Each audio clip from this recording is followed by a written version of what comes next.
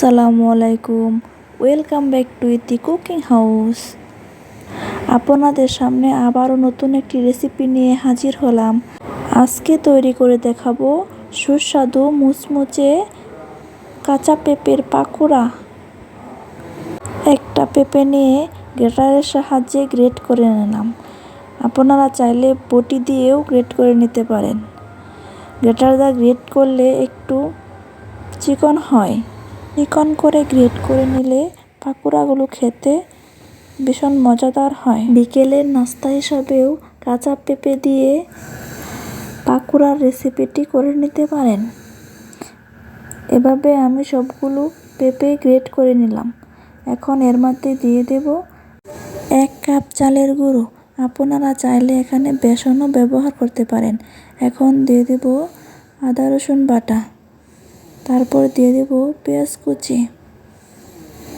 এখন আমি আরও দিয়ে দেব মরিচ কুচি।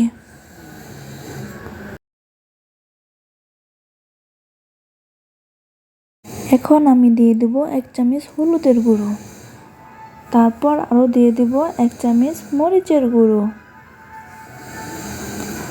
এখন দিয়ে দেব 1 চামচ ধনিয়া গুঁড়ো।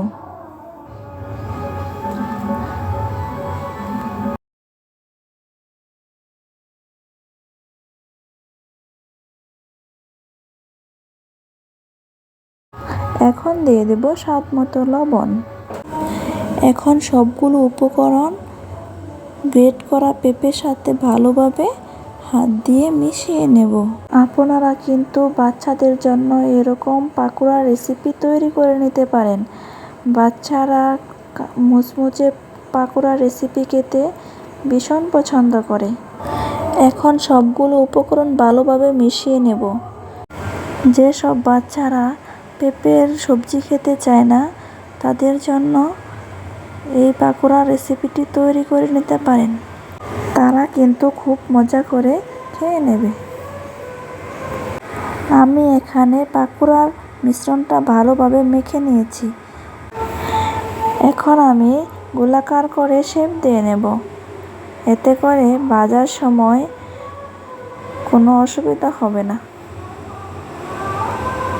সহজ উপায়ে অল্প সময়ে এই পাকোড়া রেসিপিটি ঝটপট তৈরি করে যায়।